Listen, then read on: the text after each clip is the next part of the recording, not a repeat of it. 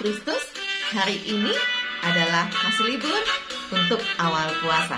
Kita tetap memuji nama Tuhan.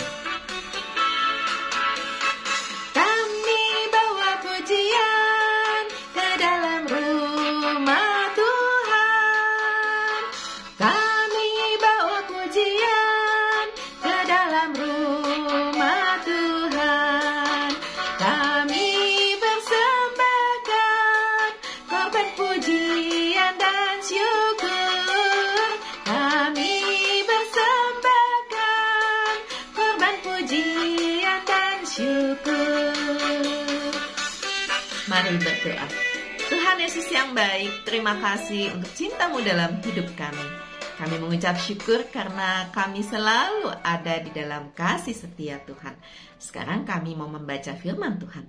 Terangi hati dan pikiran kami supaya kami boleh menjadi pelaku firman. Di dalam nama Tuhan Yesus kami berdoa. Amin. Kisah Para Rasul 16 ayat 19 sampai dengan 40. Kepala penjara Filipi. Ketika tuan-tuan perempuan itu melihat bahwa harapan mereka akan mendapat penghasilan lenyap, mereka menangkap Paulus dan Silas, lalu menyeret mereka ke pasar untuk menghadap penguasa. Setelah mereka membawa keduanya menghadap pembesar-pembesar kota itu, berkatalah mereka, katanya, "Orang-orang ini mengacau kota kita ini karena mereka orang Yahudi dan mereka mengajarkan adat istiadat yang kita sebagai orang Rom tidak boleh menerimanya atau menurutinya." Juga orang banyak bangkit menentang mereka. Lalu pembesar-pembesar kota itu menyuruh mengoyakkan pakaian dari tubuh mereka dan mendera mereka. Setelah mereka berkali-kali didera, mereka dilemparkan ke dalam penjara. Kepala penjara diperintahkan untuk menjaga mereka dengan sungguh-sungguh. Sesuai dengan perintah itu, kepala penjara memasukkan mereka ke ruang penjara yang paling tengah dan membelenggu kaki mereka dalam pasungan yang kuat. Tetapi kira-kira tengah malam, Paulus dan Silas berdoa dan menyanyikan puji-pujian kepada Allah, dan orang-orang hukuman lain mendengarkan mereka. Akan tetapi terjadilah gempa bumi yang hebat, sehingga sendi-sendi penjara itu goyah, dan seketika itu juga terbukalah semua pintu, dan terlepaslah belenggu mereka semua.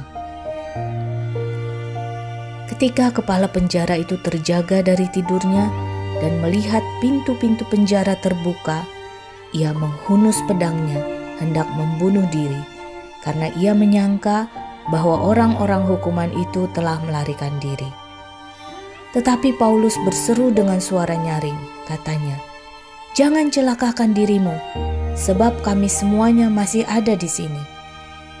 Kepala penjara itu menyuruh membawa suluh, lalu berlari masuk, dan dengan gemetar tersungkurlah ia di depan Paulus dan Silas. Ia mengantar mereka keluar sambil berkata, "Tuan-tuan, apakah yang harus aku perbuat supaya aku selamat?" Jawab mereka, "Percayalah kepada Tuhan Yesus Kristus dan engkau akan selamat, engkau dan seisi rumahmu." Lalu mereka memberitakan firman Tuhan kepadanya dan kepada semua orang yang ada di rumahnya. Pada jam itu juga kepala penjara itu membawa mereka dan membasuh bilur mereka. Seketika itu juga ia dan keluarganya memberi diri dibaptis. Lalu ia membawa mereka ke rumahnya dan menghidangkan makanan kepada mereka. Dan ia sangat bergembira bahwa ia dan seisi rumahnya telah menjadi percaya kepada Allah. Setelah hari siang, pembesar-pembesar kota menyuruh pejabat-pejabat kota pergi kepada kepala penjara dengan pesan, "Lepaskanlah kedua orang itu." Kepala penjara meneruskan pesan itu kepada Paulus, katanya, "Pembesar-pembesar kota telah menyuruh melepaskan kamu, jadi keluarlah kamu sekarang dan pergilah dengan selamat." Tetapi Paulus berkata kepada orang-orang itu, "Tanpa diadili mereka telah mendera kami, warga negara Roma di muka umum, lalu melemparkan kami ke dalam penjara.